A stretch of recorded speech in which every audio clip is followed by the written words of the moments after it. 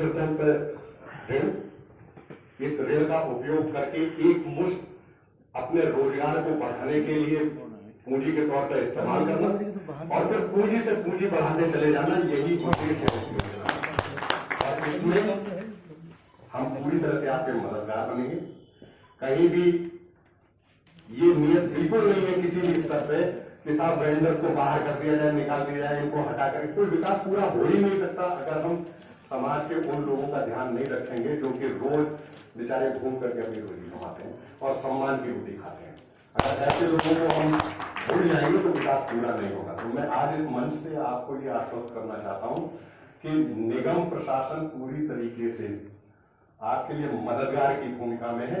इस मदद को ले लीजिए और ज्यादा से ज्यादा आपके साथियों तक ये मदद पहुंच जाए, इसके लिए अपने साथियों की मदद करें। Thank you.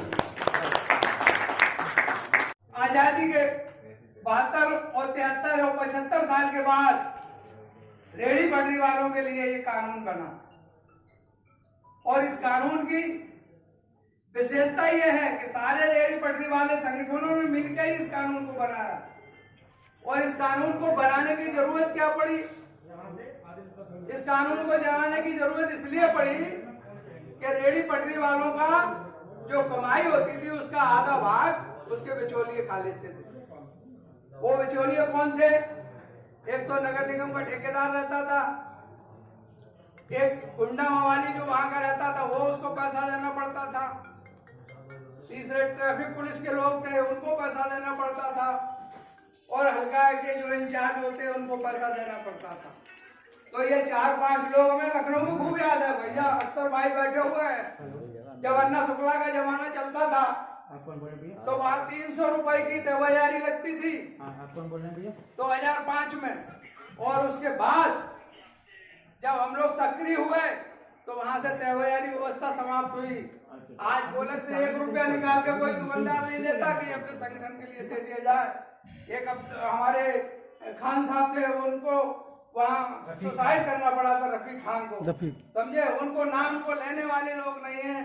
हमारे अंदर कुछ भी कमियां भी हैं कि हम अपने लोगों को कभी आगे बढ़ने का मौका नहीं देते और दूसरों के पीछे चलने का मौका हम तलाशते रहते हैं कि कैसे किसी के दूसरे के पीछे भागा जाए। तो अब जरूरत यह है कि हमें अब किसी के पीछे भागने की जरूरत नहीं है। हमें देखना है अपना वो एक पथ विक्रेता अधिनियम 2014 जिसमें दिए गए प्रावधान कि हमें क्या क्या प्रावधान वहां मिले हुए हैं। हमें टाउन वेंडिंग कमेटी के सारे मेंबर को ये बात पढ़ना चाहिए कि उनमें कौन कौन से अधिकार हमारे हैं और हम क्या क्या करना चाहते हैं और उसका हमें क्या क्या लाभ होंगे उसके। लेकिन दुर्भाग्य है कि हमारे यहाँ हो सकता है किसी के पास वो एक्ट भी ना हो जो उसको पढ़ सके। हमारे यहाँ टाउन वेंडिंग कमेटी की क्या राइट है? तो टाउन वेंडिंग कमेटी की मीटिंग ही नहीं होती, राइट कहाँ से आएंगे? तो हमें जरूरी है कि टाउन वेंडिंग कमेटी की मीटिंग कॉल करना चाहिए और कराना चाहिए। अगर नहीं करता कोई अधिकारी तो उसके लिए कार्रवाई आगे करने चाहिए जो एक्ट में लिखा हुआ है उस अनुसार। उस एक्ट में यह भी है कि यदि अगर आपकी कोई बात नहीं मानता तो उसमें एक ऐसी समिति, न्यायिक समिति का गठन भी है। न्यायिक समिति का गठन है, वहां जाके अपनी बात कह सकते हो कि भाई टाउन वेंडिंग कमेटी का फला मेंबर हमारी बात नहीं सुनता या टाउन वेंडिंग का फला आदमी हमारी बात नहीं सुनता, तो वो भी प्रावधान है आपके। लेकिन है कि जागरूकता की कमी है। ये कार्यक्रम जागरूकता के लिए बनाया गया है। ये कार्यक्रम जागरूकता के लिए बनाया। सम्मान तो काम करने वालों को हमेशा होता रहता है, सम्मान की आवश्यकता हमें कभी नहीं पड़ी। सम्मान तो हमारा हमेशा होता रहता है, लेकिन जागरूकता हमें पूरे जीवन भर करना है।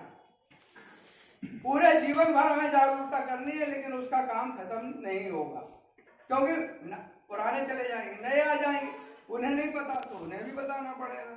तो जागरूकता जरूरी है और संगठन बनाना भी जरूरी है। हम सबको इकट्ठा होकर एक जगह होकर जिस तरीके से कमल ने काम किया है